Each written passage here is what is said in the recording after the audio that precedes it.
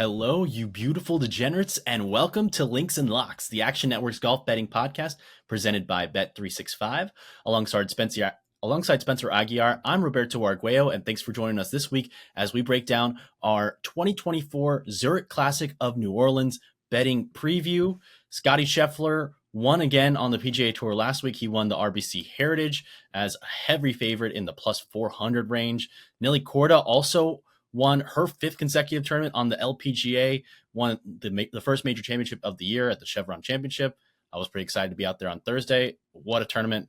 Shout out to the women. They are awesome. Also, Billy Horschel won the opposite field event on the PGA Tour, the Corrales Punta Cana Championship by a couple shots. So he's in the field this week for the Zurich Classic of New Orleans. He's also a past champion. So we'll break him down in a very few short moments.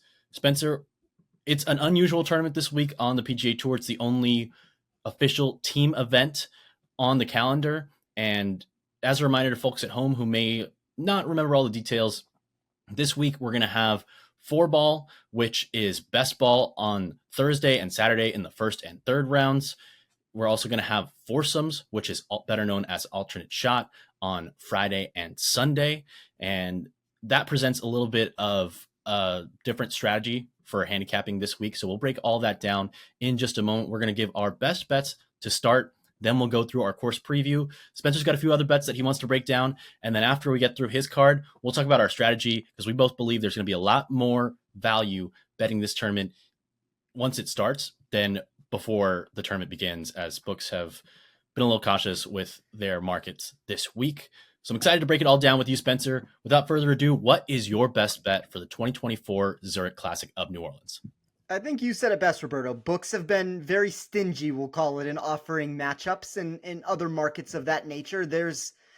I understand this wonky event outlook that comes into play, and I think these sports books out there always err on the side of caution just because there are mistakes that can really compound on top of each other when you have sharp bettors trying to attack these markets. And it's not necessarily your prototypical board in trying to find value in general when a sports book is putting it together. There's, two players you have to account for. We always talk on this show, Roberto, of how even in a one-on-one matchup or when you're looking at one golfer and trying to break them down, it's a volatile sport at the end of the day. And now you have two players to worry about, whether it's in best ball, which is probably a little bit more forgiving there. And then you get into alternate shot and it's going to be more of that boom or bust nature where you need two guys that are going to play well together. And I do think that that's where some of this value may come into play, an alternate shot, once we can get some in-tournament bets going. But you talked about Billy Horschel. I'm always the person or one of the people out there that I try to go against what public consensus is. When you get these massive deviations in the market, I'm always trying to push back against that because numbers move too much. So my best bet this week is going to be Bo Hostler and Sam Ryder minus 110. That's going to be over Billy Horschel and Tyson Alexander. To me, this was just the prime example of a market overcorrection taking place. I'll talk in a second when we break down this play of why I do think Horschel makes a lot of sense, but we can get into the other end of this where this is team golf and you're going to need your partner to perform. Want to give a quick update. You are quoting that as of a little bit earlier on Bet365. That number's actually improved to plus 120. So you got a much better price in the market now available. So even more value on that bet. I am going with another matchup where I'm going to be targeting a weaker link, and I'm backing the Canadian duo of Adam Hadwin and Nick Taylor at minus 110 over Bryce Garnett and Sepp Straka. And you can also find that actually at minus 110 as well. So be sure to shop around. It's at minus 125 at our sponsor Bet365. Spencer, why are you picking on Billy Horschel and Tyson Alexander, a couple of Gators down in the Bayou this week? It's nice for once, Roberto, to have opposite line movement. I feel like we come on this show quite a bit, and I release these plays over at Rotoball, or I'll release it early on some of the Action Network content, and prices move very quickly, and it usually moves in a direction that is not beneficial in a lot of sense if you don't get it right away. So to get this 30-point move in the other sense of the direction there, I like this play even more, and it's kind of for this reason to where obviously the victory from Horschel last week it's going to propel him up the board. It's just naturally always going to occur when that happens. And I think I could somewhat buy that for an event where he has thrived here in the past. He's, look at him with Sam Burns, look at him with Scott Piercy. There's been a lot of success that he's had with different players. And I think that Piercy one ends up being one of the examples that people want to point towards, because you don't think of Scott Piercy and Billy Horschel necessarily as a team that's going to win this contest. And maybe you would think that Piercy would hold them back, but we'll talk about this a little bit more when we get into the outright market. And I think this is kind of one of my points I'm going to make for why I was more aggressive in the outright market. But look at everybody who's won, like just the last 5 winners. We don't need to roll through every single one of them, but they're all 40-1 or less on the odds board. Horschel and Piercy were 30, 33-1. My model loved them during that event. I just couldn't get there at that price. I think this is a much different example here when you pair him with Tyson Alexander. My model had Alexander. If we took all 160 players in this field, he's 111th for weighted birdie or better percentage. He's 121st for bogey avoidance, 143rd for recalculated total driving, and then 118th for weighted proximity. As I said, like, if we're going to get this market correction, because Horschel is kind of that team guy to where you throw him in these situations in these different events. And even when we talk about match play and he's a solo individual out there, he seems to get up for these types of like awkward contests that come into the mix. But to me, this is not the same example of when he played with Piercy. This is definitely not the same example of when he played with Sam Burns. You're only as good as your partner in a lot of these spots. And I never think of Billy Horschel as one of those extreme birdie makers in a lot of these spots. He can be hot and cold and he can string birdies together, but I think an alternate shot, he does have a weak link that he maybe hasn't had in years past. So if we're correcting that number now for this show, for everybody who hadn't heard the bet before, to plus 120, that's going to be a significant edge for me inside of my model. I love this play, especially with it now at plus 120. I also saw it initially when it was at minus 110 and liked it. And it's because we can attack Tyson Alexander. He's generally somebody whom we won't get matchups with because he, in my opinion, had the least consistent 2023 season of anybody who kept their card. He had 35 starts in the 2022-2023 wraparound season, and he only had 3 top 20 finishes. One of them was a solo second at the Houston Open, where he finished 4 shots behind Tony Finau. So he wasn't really in the thick of it in contention. That was a pretty safe victory for Finau. And he rode that top 2 finish to keeping his card. And this year he's 125th on the FedEx Cup. I think he's playing significantly better golf than he was last year, but that's not saying a ton. And like you mentioned, the weakness for him is off the tee. He's about average this season on the PGA Tour in driving distance, but he's below average in driving accuracy. And I think there's a bit of a selection bias in that he's not somebody who's playing at API. He's not playing at TPC Sawgrass. He's not playing at the big boy events for the most part. But he is somebody who, so he's not playing against in the toughest fields. And sorry, he did play the Players this year, but he did miss the cut. Overall, I think the driver is a big weakness for him. He's not playing in the toughest events, so some of his approach numbers I think might be a little bit more generous than otherwise. He's played some decent golf lately with the tie for 14th at Valero, but last week T55 at Corrales, he's still only got 2 top 50 finishes in 11 starts so far this season on the PGA Tour. I think he's clearly the weak link here, and I really like Hostler and Ryder. Hostler had a high finish here last year. Ryder can get hot on approach. They both can putt really well, and I think that gives them an advantage. They can ham it egg it a little bit more, whereas I think Tyson Alexander is really going to need the Billy boost in match play this week. It could happen, and perhaps we get this matchup on a Friday where I'd like it a lot more to attack when Tyson Alexander has a lot more pressure on him in the alternate shot. When was the last time he had a really consequential golf shot on the PGA Tour? I know they're all consequential for him because he's battling to keep his card, but he's never had a ton of external pressure on him with the eyes of Billy Horschel this week. I'd imagine he'll be in a featured group after winning last week, being a fan favorite in the South and somebody who's won here in the past. So a lot of different reasons why I think fading Tyson Alexander could be worth it this week. So I'm with you on that one. And going into my best bet this week, which I'm backing Adam Hadwin and Nick Taylor at minus 110 over Bryce Garnett and Sepp Straka. We faded one opposite field event winner in Billy Horschel. I'm fading Bryce Garnett, a guy who didn't even have status on the PGA Tour until he won. this week, or won a couple weeks ago, and he is the weak link clearly in this one. And as much as I want to fade him, Sepp Straka and Bryce Garnett both had high finishes last week at the RBC Heritage, which is a very different golf course from this one. They're both Pete Dye designs, but much more of an emphasis on placement off the tee. Distance isn't as big of a requirement at Harbor Town as it is this week. And both these guys are not super long off the tee.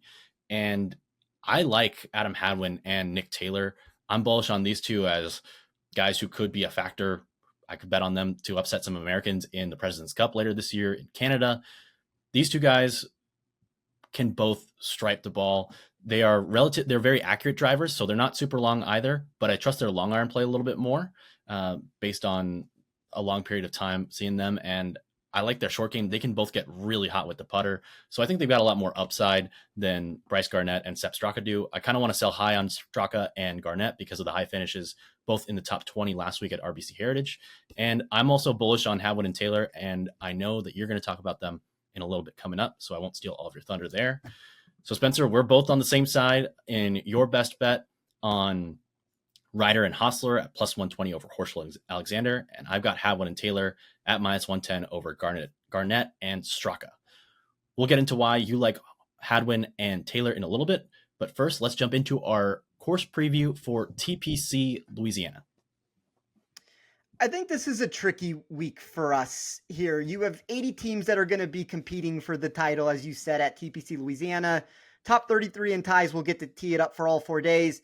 You mentioned this at the beginning of the show. I will reiterate it one more time. You're going to get your place split between Thursday and Saturday. That's the best ball format, best score you can put up as a team. And then Friday and Sunday is going to be alternate shot, where it's exactly how it sounds there. For anybody who hasn't watched, you're going to be alternating shots. And I think for me, that's kind of where this advantage comes into play from an in-tournament betting answer. I am very curious to see if the sports books get a little bit, I don't even want to say more aggressive, because I don't think we're going to get a ton of matchups, but you only have 80 teams here. There's going to have to be some nature of that. They're going to have to be a little bit more aggressive than they've been right now. So I think those are spots that we can potentially attack. I think when you look at this course, you're not going to necessarily have a ton of data to look for from the recent iterations, just because anything that you're going to find is when this was a solo event. You're not going to be able to extract data otherwise from that. I do think that there are some pronounced things, and I put it into my model this week from what I was trying to find an advantage for, like over 29% of second shots came from over 200 yards when you backtrack this, before this became a team event with it. I just think for me, a lot of this comes down to how two players are able to perform together, because you're going to get this freedom and extra room for aggressiveness during the best ball portion, and then a lot more strategy that is involved for everyone when you dive into alternate shot. You can talk about that from a betting strategy, DFS, what that all means, because it doesn't necessarily mean that every single team is going to get the answers correct. And a best ball format is always weird because, Roberto, you can find a position to where two players could be on the same team together and they could combine to be 14 under par, but they birdie the same 7 holes with each other, or whatever the situation ends up being, and it doesn't account for the same way with it as you would hope. So I think finding varying differences in these golfers, at least when we're looking at this from an upside perspective, is very important. And it kind of goes back to the answer that I talked about with even Piercy and Horschel. I know everybody wants to give this answer right now when talking about this event to where it's a wonky tournament. There's going to be this potential for anybody to win. Just look at what's happened in the past. Well, Hardy and Riley, and Roberto, you're probably the biggest Riley supporter that I know, but 40-1 team to win that tournament. They were a top 15 favorite. I talked about Piercy and Horschel. If you look outside of that, it's Xander Cantlay, Leishman, Cam Smith, Ron Palmer. Those are all 12-1 teams or less. I'm more aggressive and more bullish towards the top of this board. It doesn't mean that you can't still find value out there with some of these names like the Andrew Novak and Davis Thompson sort of teams, but look at where their prices are. Like, they're 50-1 in the market. Like, to me, that is the bottom floor of like a lot of these teams that can actually win. I think once you get outside of what my model perceives to be the top 20 favorite teams, I don't really want exposure to a lot of these really super long shot names in the past, sure, you've gotten options like Kisner and Scott Brown that have catapulted themselves up the leaderboard. And maybe this is where Horschel can have Alexander be his Scott Brown for how Kisner was able to carry that for them. But, I'm not necessarily relying on situations like that. So I'm trying to find where I can pick on some of these golfers. And I think for matchups, that'll come later. But for the outright market, which we'll get to in a second, I am trying to be more aggressive, which is a very different approach to be given. I'm just lessening my win total from the 7 or 8 units that I'm normally going towards, more for about 4 units here, because there's going to be a certain lack of dispersion of scoring that we can pull into our models.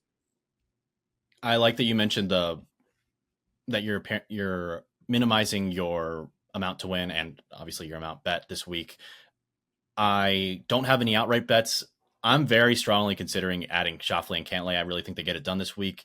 I love how they ham and egg it, but last year they honestly underachieved because they played relatively poorly on best ball. But on Friday last year, they set the tournament record for alternate shot and then did better on alternate shot again on Sunday than they did in their first round best ball. I thought they left a lot out there on the table. I know they're going to be in contention. It almost feels like Scotty Scheffler, where there's just one team that has a floor so much higher above every other team's floor and a ceiling so much higher than any other team's ceiling this week that I really think they're going to be a factor. And they were last year when they mounted another comeback in the last round as well. But I think that there are only a handful of teams where I really believe in the 2 golfers.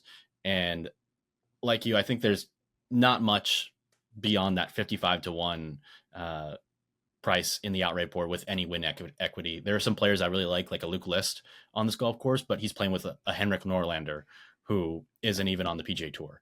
So there are a handful of golfers in pairings like that where I'd like to back them, but I don't know that I can believe in their partner enough to win. I think there's some sneaky top 20, top 10 plays that could perhaps come to fruition, but there's just so much unknown. And with there only being 80 teams, not as many players potentially to get into those markets. So I only have those 2 matchup bets that we mentioned at the top of the show and our best bets on my card, but you have a more robust card and you are invested in the outright market.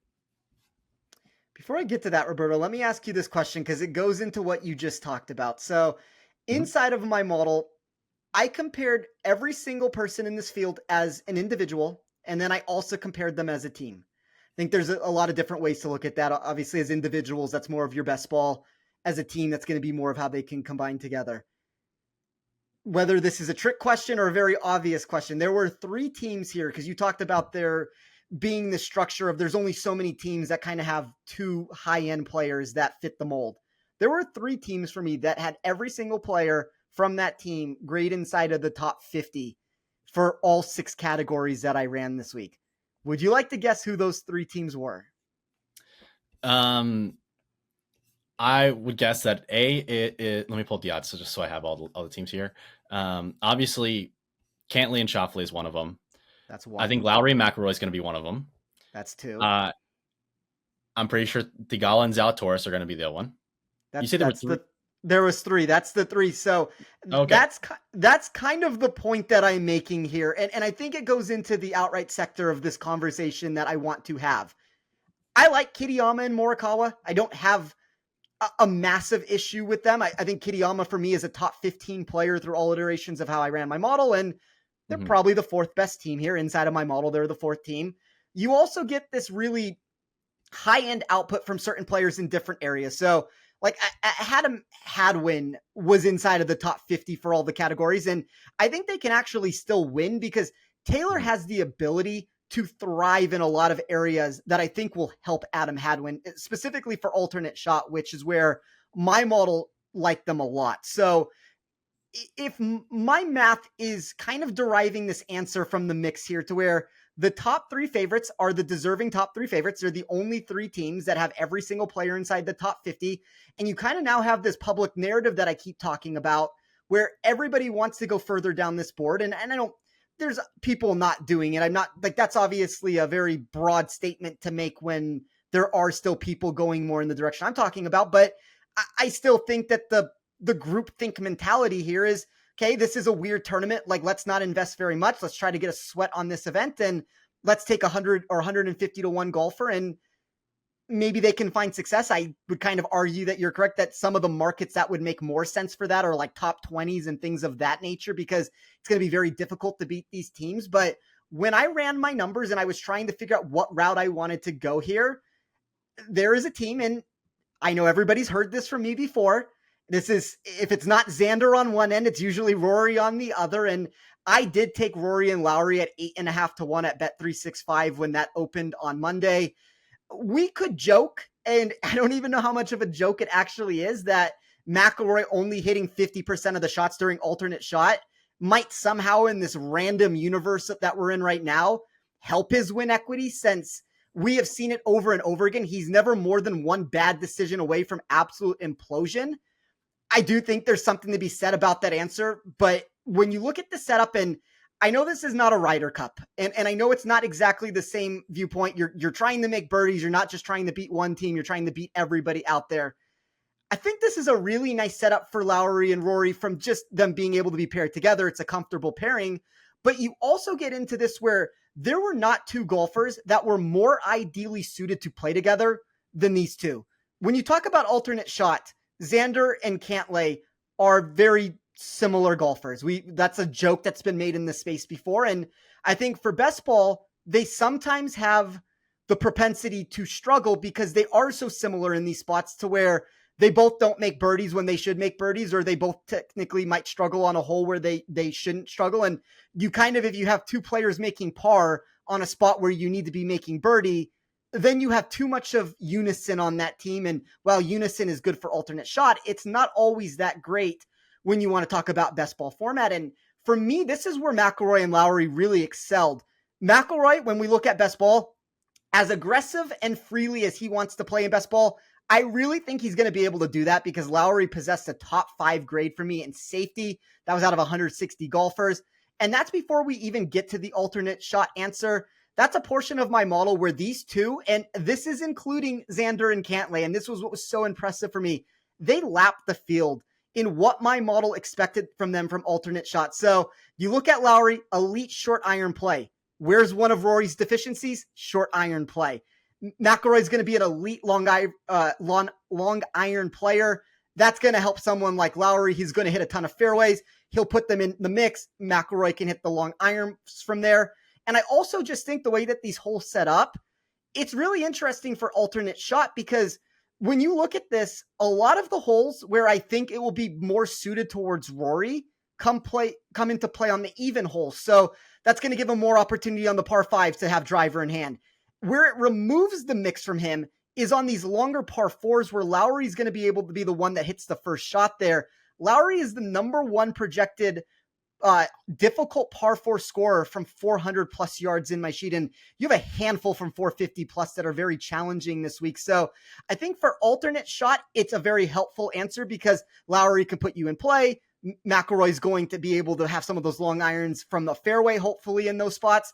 And then in best ball, I am hoping that we get this situation here to where Rory can dominate and be aggressive on these holes where you can attack. And on these more challenging par 4s, I trust Shane Lowry to be able to post a par score, or to give me a number that's not going to implode this team. So I thought this was just an ideally suited pairing. And when I'm trying to find somebody here at the top of the board, and you could make the argument that this is too aggressive for a tournament like this, it's them. It's really like Xander and Cantlay, which I agree. I don't love the 4-1 price. That might be an answer that if you can get that after round 1, let's see where they're moving in on Friday, when we get more of like a true feature of them that I think is going to be beneficial. And I wish that the Zalatoris and Thagala answer was not a 9-1 give or take range there, because if you could have given me a 14-1, or you just pushed them a little bit further up, they're a great team for this format, and I would not be shocked if they won, but I've been priced out of the market on them. So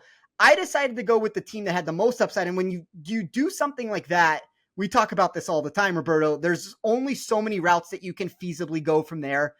It's a realistic possibility that you could just end the card and call it a day. The reason why I didn't go that route, and you talked about them already, I think Adam Hadwin and Nick Taylor, if you want to talk about two golfers that are just great for one another, they fit every single format. They were inside of the top 10 on my model from both best ball and alternate shot. That's not necessarily an answer that you would expect out of a team like that. And the way that Taylor is able to strike his irons, the weight of proximity I have for him, and some of the metrics that I have for Hadwin and alternate shot, I thought 40-1 was just a mispricing there. I highly considered that matchup that you talked about. And the one reason why I didn't put it on my card, and I don't have a problem for anybody who wants to bet it because I think you're on the right side of that play, was probably just because I'm not as low on Bryce Garnett as you are. I did make an answer last week when we talked about it. I talked about this with Nick on our show together, and he asked me for a random play near the bottom of the board that I thought had actual upside, and I gave Bryce Garnett. Now, Roberto, I think you gave the ultimate answer, though. This is not the same course. So if the market has boosted Garnett too far up, there is an argument to be made that this price is probably not where it's supposed to be for a team in Hadwin and Taylor here who's underrated. We saw it last year. They nearly won this event.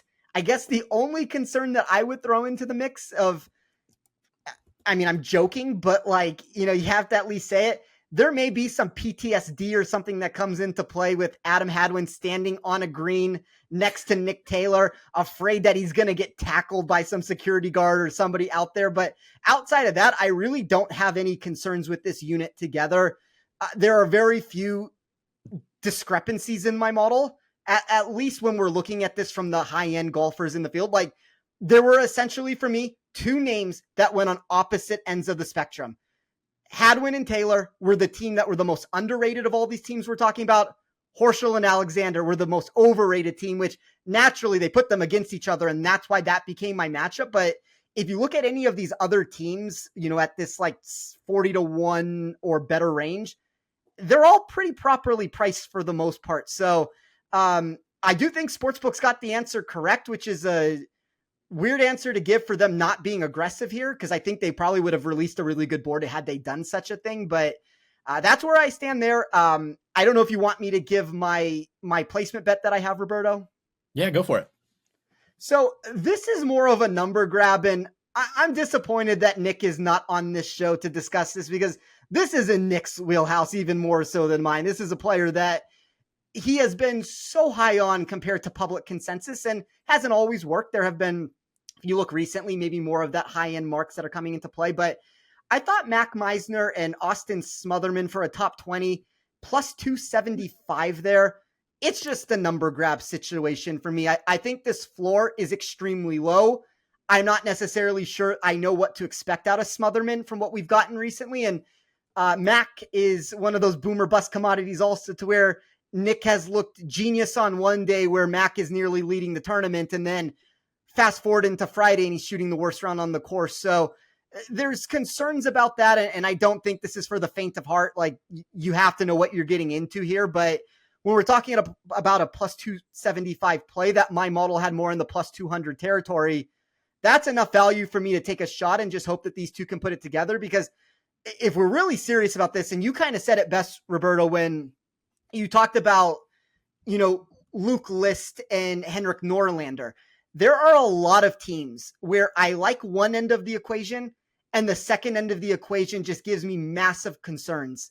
And those are the teams that I'm kind of trying to avoid. And when I have two golfers here with Meisner and Smotherman that are, fringe top 40 players, top 45 players in most of the ways I built it, Smotherman was a little bit more volatile, but had some high-end marks.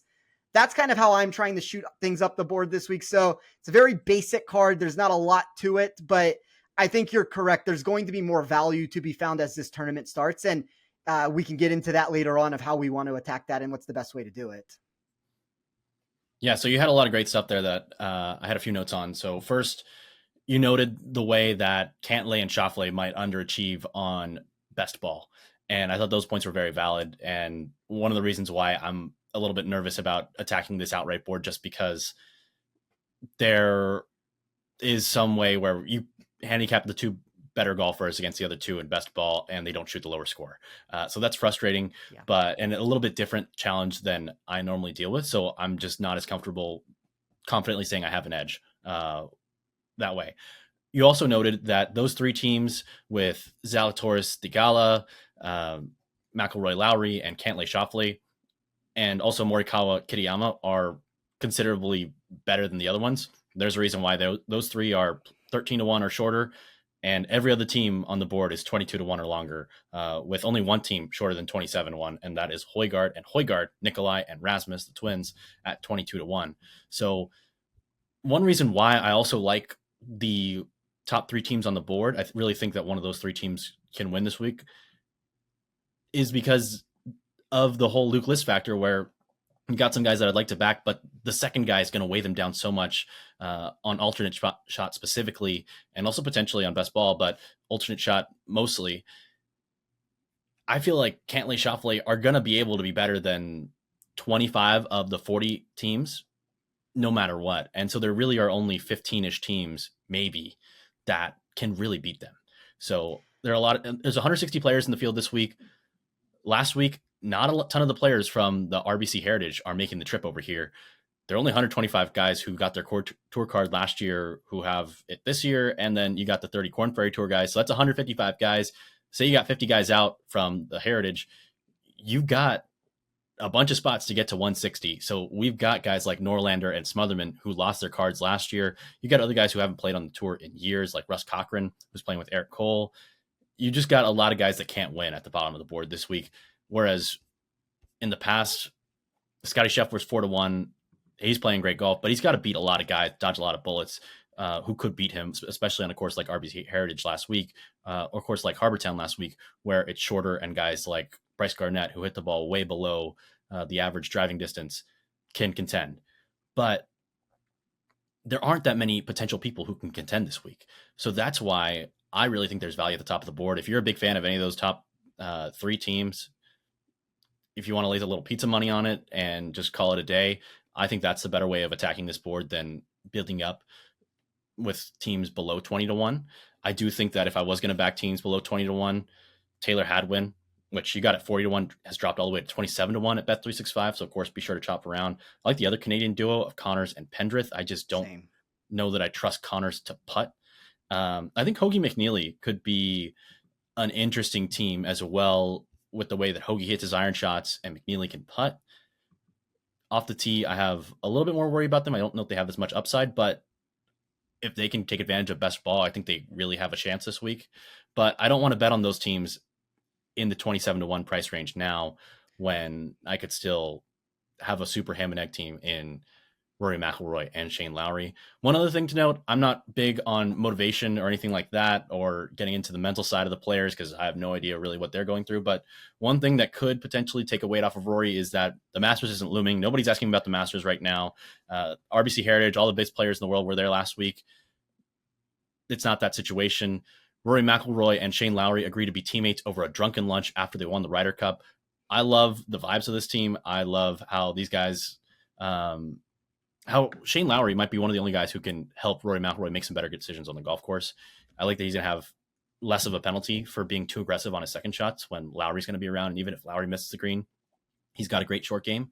So I like all these things for that team. And also I think Zalatoris and Theegala might have a little bit higher floor than McIlroy and Lowry, but I don't know that they have the ceiling that McIlroy and Lowry have. So I'm very intrigued by all three of these teams. I'm not invested in the outright market, but I would like to potentially find a good price on one of those three teams, whether it be in a matchup against another team or in an outright market after the first round, because I think that those three teams will really separate themselves in alternate shot. I also think that Hadwin and Taylor will be really well suited for alternate shot. So I'm going to be looking at them, maybe hoping they underachieve in the first round.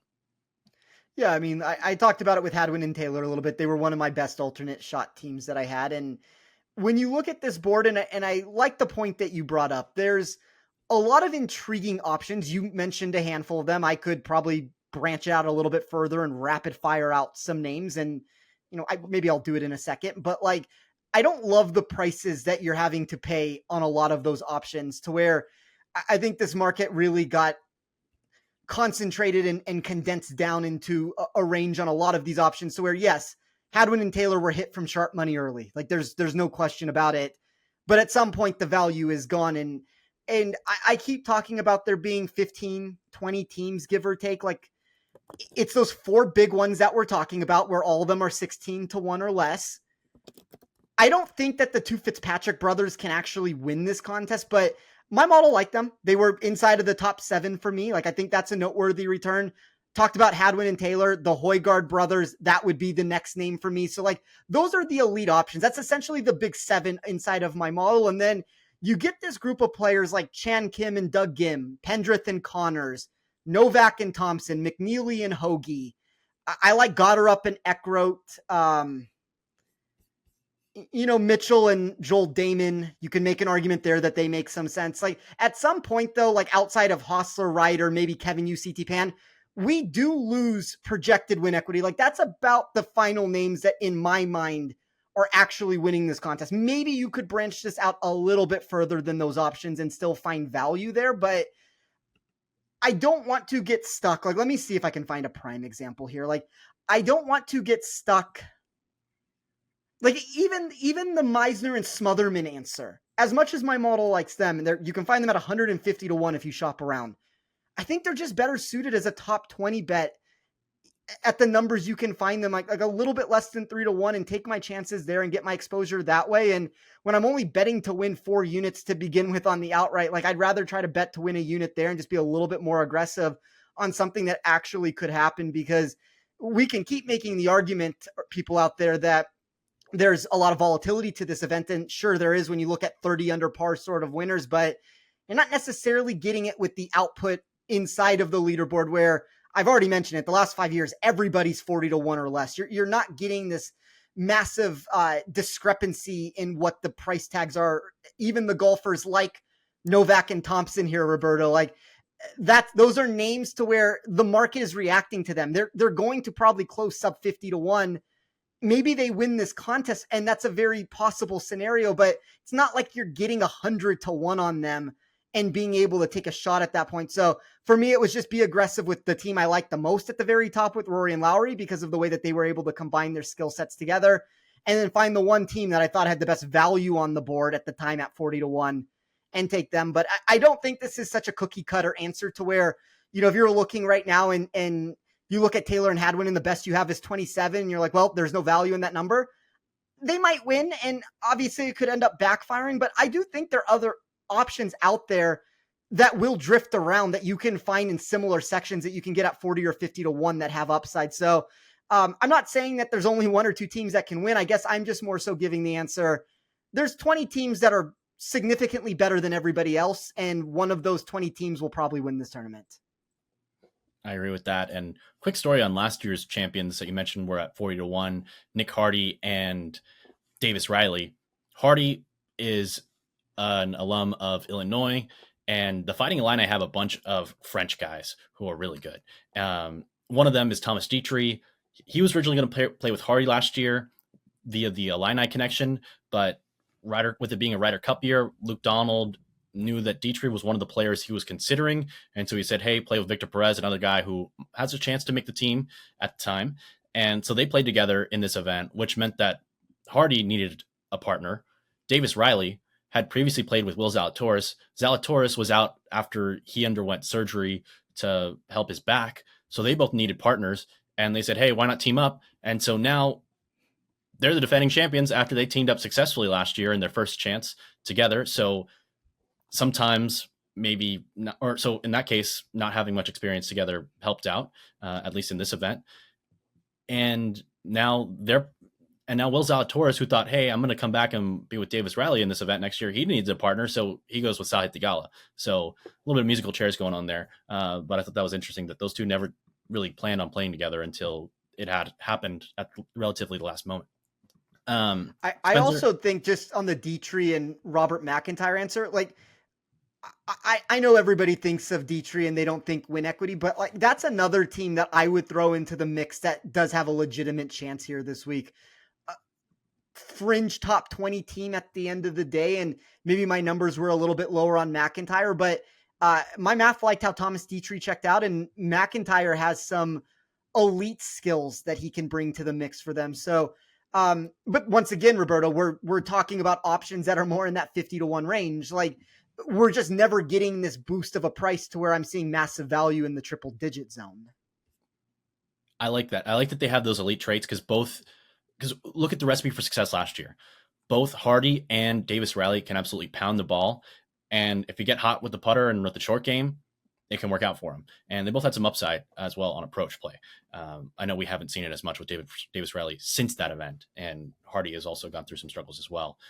Neither of them has a top 10 finish since last year when they won this tournament. So pretty crazy. And they're shorter than 60-1. I know they opened at 80 at Salt Lakes. But I agree. A lot of those teams at 50-1 that I think have a sneaky chance are not teams I want to bet in at 51. They're at 100-1-ish teams in my mind. Spencer wanted to sneak in that this is a reminder that this podcast is presented by North Carolina's newest sportsbook, Bet365. Bet365 doesn't do ordinary, and that's why you get more boosts with them than with anyone else. Every day, they power up the odds on hundreds of bets to give you a chance to win more. Bet365 boosts specific markets, your winnings, and even parlays, and they don't stop there. Keep an eye out for their biggest and best odds with the incredible Super Boost. Check out the boosts and see why it's never ordinary at Bet365. Must be 21 or older and present in Arizona, Colorado, Indiana, Iowa, Louisiana, North Carolina, New Jersey, Ohio, Virginia, or 18 and older in Kentucky. Gambling problem? Call 1-800-GAMBLER or 1-800-BETS-OFF in Iowa. Terms, conditions, and restrictions apply. All right, Spencer. Anything else on your card or teams that you'd like to touch on before we get out of here? I think for me, a unit that graded very well, and I don't think they can win this tournament. And I would argue that in best ball format, there are going to be massive concerns. And I don't know if that means that they missed the cut for that answer, or they're near the bottom of the board, by the way. So this is not like some top tier team that we're talking about here. But I am curious, when we get to alternate shot format, what is going to happen with Eric Cole and Russ Cochran? I would make an argument, Roberto. Now, this is a wild take I'm about to say, but I'm not so sure that whoever you have hitting the drives for Eric Cole will be substantially worse in those situations. Like, Cole is not a guy who's a lead off the tee. I know we're talking about an older player here, to where there's concerns of what this team can actually put together as far as like an upside answer, but I don't know. For alternate shot, I am very curious to see that if a book out there places them against one of these bottom tier teams, and we might not go that far down the board where this opens up, but I would be curious to see an alternate shot format, what they're able to do, because to me, they're one of those tandems to where they're a fringe team that can probably make it to the weekend if they can just be okay on day one. And then you get to alternate shot, and as I've talked about, like, my model really likes Eric Cole for this course. He's a top 10 player for me on his own. I would make the argument that anybody hitting the drives in some of those situations isn't necessarily as bad. And we know he can scramble, and he has the iron proximity that I'm looking for. It's not going to be everybody's cup of tea, because I think most people are going to look at that and just think that they're immediately eliminated. And I don't know what the optimal way that I'm even trying to attack them outside of this alternate shot situation would be. But just a team for me that I found intrigue on, because my numbers didn't hate them as a unit. What numbers are you using for Russ Cochran? Things that so first of all, numbers that are from so long ago that it's ridiculous, because you're not going to be getting PGA Tour stuff. I went through by hand and I regressed some of those totals. An argument could be made that players like him and Alex Fitzpatrick and even Rasmus Højgaard, like, maybe I didn't regress the totals enough to exactly put you in a spot, but I'm not, Roberto, talking about a team that I think is going to go out here in top 10 in this tournament. I'm more so saying a team that can potentially make a cut, get into the final 33 teams or better in ties, or a team in alternate shot that might have a format to where if you throw them against, let's just say that they make the weekend and they end up, not doing well on Saturday, and they get there on Sunday and they're against a Kevin Kisner and a Scott Brown. We'll just go with the team that's found success there, that's near the bottom of my model, and they're releasing matchups. Like, I would rather have the Eric Cole side, and I'm not so sure that they wouldn't be the underdogs in that matchup from everything that we've seen from Kisner. Maybe they wouldn't be, but it's kind of just a spot where I'm not going to be betting them in matchups against Bo Hostler and Sam Ryder, but if you can find one of these options far enough down the board that my model doesn't necessarily love the output of like a Sean O'Hare or a Ben Taylor or, any of those names, like even like Reeve and Snedeker. Like, I think that there's options that they can beat if you can give them one of those matchups. So wouldn't promise that books are going to ever release that. I don't think that they're going to be wanting to release bottom tier players. But to your point, Roberto, you're not going to be pulling legitimate data for really anybody like him or an Alex Fitzpatrick or Rasmus. Like I could use some of the overseas stuff with Rasmus, but I think that has its own problems. I don't like Russ Cochran. I think he's the worst golfer. I mean, it's fair. He's 65 years old. He has not finished in the top 30 on a Champions Tour event since 2018. That is a longer time ago than I would like it to be. And he hasn't played professionally really since 2019 on the Champions Tour. He's played a couple times there every year, but I don't know how you can back Russ Cochran this week. He's 65 years old. And it's not like he's Tiger Woods at 65 years old. Or like one of these great golfers like Bernhard Langer, who's awesome, not like a great PGA Tour player. I think he could be if Bernhard Langer was fully healthy and a partner with Eric Cole this week, I would be. They could potentially win. I mean, as crazy as that sounds, but okay, I'm sure you're not going to have a name to give me here. And we're talking about, like, inside of my model, they are, I mean, I essentially capped it at 500 to 1. Like, numbers have drifted since that moment. But is there a 500 to 1 team? And I made this bet with Nick last week, and unfortunately, Glover did not beat Justin Thomas, and he will be picking one and done. But maybe this is a good thing for me that, like, I'll just give 2 options. Somebody can make a pick. Is there a 500 to 1 team, whether that's Duffner and Kevin Chappell, Austin Cook and his partner, Kisner and Brown? Like, are there any options that you would prefer than that team for a friendly wager here? I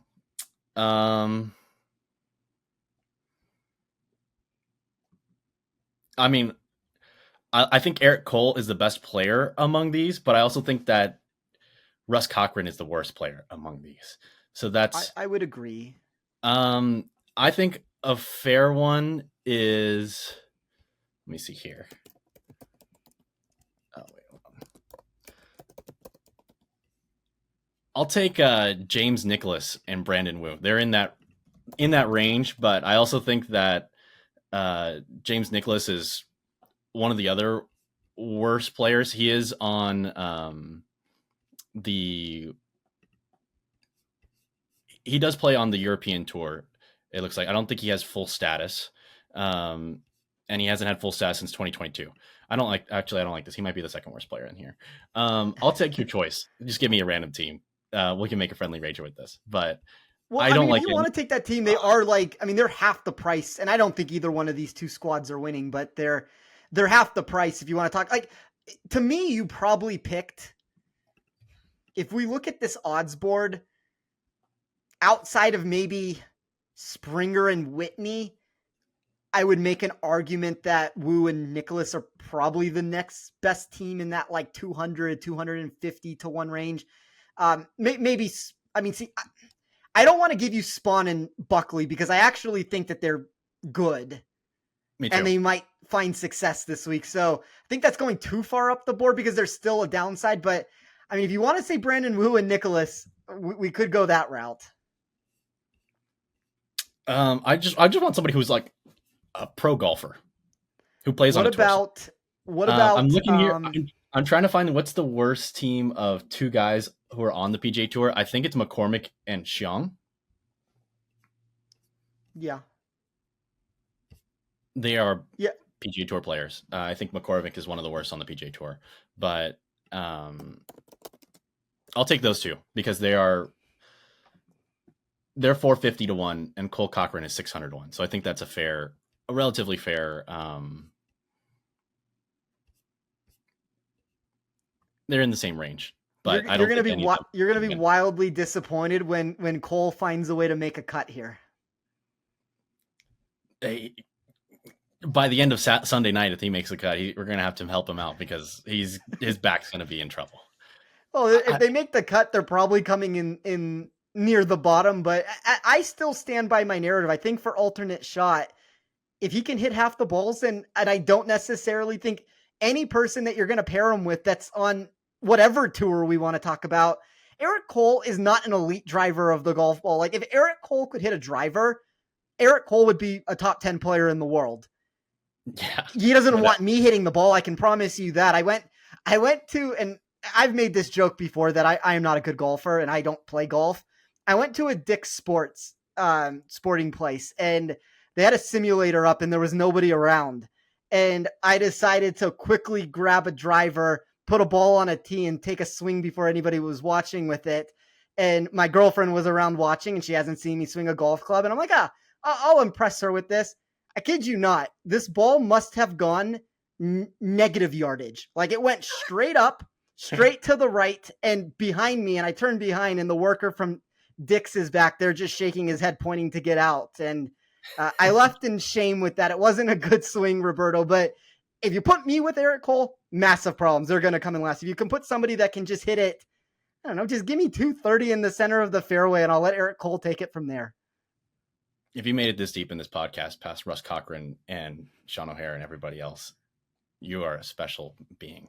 We're going to have, Nick and I are going to have to set the line on Spencer's ball speed next week on the pod. Last year, my club speed is great. I swing hard. It just, the ball goes nowhere. Last year, I didn't get to bet this tournament because I did the broadcast for PGA Tour Live. And one of the teams, I'll pull up the exact results here because it was very special.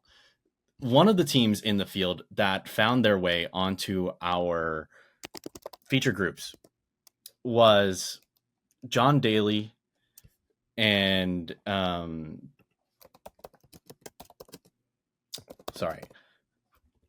last year, one of the teams was John Daly and David Duval, and they somehow found their way into our feature group coverage, and they shot 75 in best ball, which was pretty horrific. And then in the next round, it got even worse because it's alternate shot, and I don't think they broke 80, and they didn't get particularly close. I think they were like 9 over through 9 or something really rough.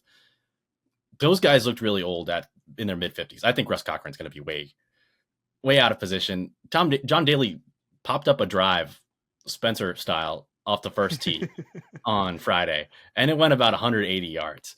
Missed the fairway. It was a 400-yard hole. They had over 200 yards in. It was not a good look. I think was the club speed impressive? That's the question. Like, we know John Daly is gripping it and ripping it. Club speed was impressive. Ball speed, not so much. I think Russ Cochran, I don't know how he got into this field. This is unfortunate. I wish we had some more competitive golfers because it would be a lot more fun to have a bunch of guys from the Korn Ferry Tour playing this week than some guys like Russ Cochran who have no chance of on his own making a cut on the Challenge Tour. Well, and it's rough. Eric Cole with, like, according to my model, and maybe this is being too reliant on one player where this is still team golf at the end of the day and you're only as good as your partner. And that's the unfortunate truth to this. If you gave Eric Cole anybody realistic here, I legitimately think that price when it entered at like 50-1 would have been one of the best bets on the board. And as I keep saying, I'm not making the argument that they're going to necessarily win. It's just, I'm going to say that they surprise everybody and make a cut. And maybe day one proves to not be that answer if in best ball that they can't put it together. And the problem is you're going to have to make birdies and you might need Eric Cole to be 5 under par himself. Mm-hmm. But I think Eric Cole can do that. I think this is an ideal course for him. I'm bullish on Eric Cole, and last year he was the only player to make the Tour Championship, top 30 players on the PGA Tour for the season-long points list, who was below average in both driving accuracy and driving distance. And I don't think it's an overreaction to say that he would be a top 10, 15 player in the world if he had a reliable driver. Spencer, where can the people find your work this week covering the Zurich Classic of New Orleans? Well, I will say this, Roberto, now that I've given that play out to everybody. I probably will have some NFL draft content that gets released in the space for anybody out there, and numbers are quickly moving.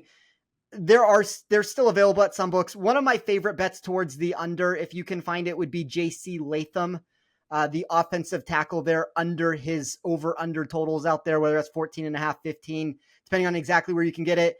I know this is a wild statement to be given. I do think that there are certain ways that this board could shake out to where the Chargers could shock everybody at 5 and take Latham there. That was a ticket that I punched at 100-1 originally. That number has been depleted down to 14-1 now. So I think there's legitimate money that's been pushing it down outside of just my bet. But NFL content is always my favorite, obviously, for the Zurich. My model's over at Rotoballer. I will have an article out tomorrow at Action Network, and all the in-tournament stuff will be dropping there, where last week I had the biggest head-to-head play that I had released so far this season from an in-tournament bet when I took Russell Henley over Tom Kim on Sunday. You could find that on Action Network. Like, everybody always asks me, like, where are the plays? For the most part, other than one night, you can get them at Action. So I'll always check back either on Thursday and Friday. And then on Saturday, the play will always be there if you do want to get an idea of what that option is. And that's always been my bread and butter, Roberto, as you know. Awesome. I'm really excited to see it because we're not going to have 2 consecutive rounds in the same format. So there'll be some reactions, overreactions, perhaps, that we can take advantage of. And Spencer's going to have the first look on it for us here at Action Network. So very excited to check those out. And I know myself, I will be refreshing my apps on Thursday night, trying to capitalize on the alternate shot portion. As for me, you can find me on Twitter at RobertoA213. I will continue editing everything here at Action Network as far as golf content goes. So very excited for this week. Got some long shots already out there. We got our best bets live. Spencer's going to have his card dropping tomorrow. We've got Josh Perry, who's been dropping global golf bets, where he's been hitting on guys to win on the South Africa tour. He'll have bets on up to 8-9 tours in a given week. It's absolutely ridiculous. I have no idea how he does it, but it's really cool. And I think there's some legit edges to be found out there, just because there's less data, and if you really follow it like he does, it's pretty cool. So I learned a lot following him. And then we've also got some other content around Live Golf this week with them in Adelaide. That was an electric tournament last year. I think it should be pretty fun this week. So a lot of golf going on in the world. We will have it for you here at Action Network, so be sure to tune in to us. Also, you mentioned NFL Draft Week. I've got a bunch of content on that. It's also the NBA playoffs, which is something that I put a lot of time into. So very excited about that. Listen to Buckets if you're not already subscribed, wherever you get your podcast. Those guys do it every single day during the playoffs. So I listen all year round, but if you haven't already jumped on board, listen to Buckets. Matt Moore and crew have you covered there. And then, of course, we got you in the Action Network app as well. Best bets every day. A lot of sharp guys really helping out for Action Network NBA. So I'm very proud to be a part of that coverage as well. Excited for this week, and next week it will be the CJ Cup, Byron Nelson in Dallas. I'll be on the broadcast for that for PGA Tour Live, so I'm excited to hear what you and Nick have. I might go crazy, do another power ranking like we did for the Masters, because I can't bet, I can't give any content, but I'll have like a power rating or something that I'll cook up. So I'm excited for next few weeks in sports. Should be a blast. Want to give a big thanks to everybody who helps make this podcast possible, especially our producers, Noah Niederhofer, Matt Mitchell, and David Payne. Want to give thanks to everybody at home for listening. And here's to hoping you hit the green this week at TPC, Louisiana.